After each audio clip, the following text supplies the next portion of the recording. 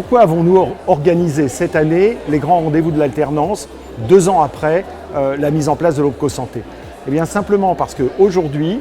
on a des éléments de référence et un nombre suffisant d'apprentis pour pouvoir commencer à tirer les premiers enseignements et les premiers résultats de l'intégration des apprentis dans nos associations et dans nos entreprises, d'une part, et d'autre part, préparer des propositions pour que nous puissions continuer à soutenir le développement de ce dispositif en l'adaptant le plus possible aux contraintes et aux caractéristiques de nos secteurs d'activité. Donc l'objectif aussi de cette matinée, c'est vraiment de renforcer les partenariats, à la fois bien sûr avec l'Opco-Santé et puis avec les différents intervenants et les différentes structures qu'ils représentent aussi,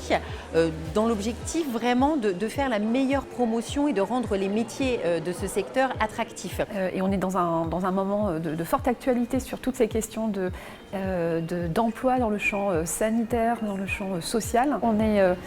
dans un moment où les besoins n'ont jamais été aussi importants sur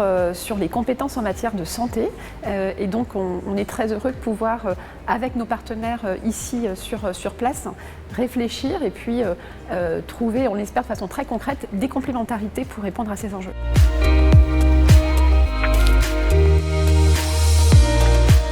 Jusqu'à présent, nous n'arrivions pas à mettre en place des contrats d'alternance, donc c'était aussi l'occasion de voir où on en est dans la profession et qui de mieux que l'Opco-Santé pour nous renseigner sur ces chiffres. Et on voit bien que les chiffres, tout comme l'apprentissage au niveau national, toutes branches confondues, est en forte augmentation. Donc effectivement, ce genre de rencontre où finalement on se permet de se poser et de réfléchir, moi j'ai entendu plein de choses ce matin déjà qui m'ont ouvert les yeux, notamment les échanges aussi à l'occasion des pauses café, etc. Avec nos collègues, et ça c'est essentiel. Donc en fait, moi ce que je retiens de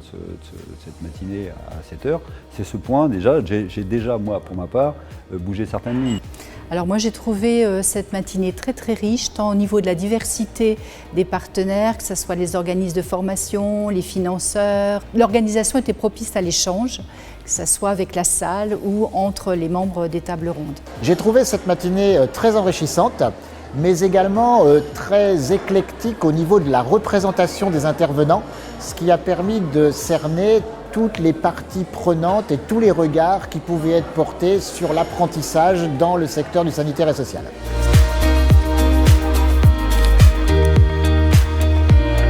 C'était au niveau de la 3e où après j'ai choisi un bac pro qui après rebondit sur un contrat en alternance aide-soignant et ensuite après ça a donné naissance à une création d'apprentissage en ergothérapie en Lorraine. On voit bien que l'alternance est une manière de recruter des jeunes entrants sur le marché de l'emploi sur ces métiers, mais aussi on voit des effets plus indirects dans les témoignages qui ont été donnés d'avantages à l'apprentissage pour une structure, de tout ce que ça peut apporter et à terme peut aussi fidéliser les jeunes entrants qui le sont peut-être de moins en moins aujourd'hui avec un parcours un peu atypique grâce à l'apprentissage. On est dans une phase de transition professionnelle en ce moment, donc c'est important que les établissements puissent connaître les solutions qui s'offrent à eux.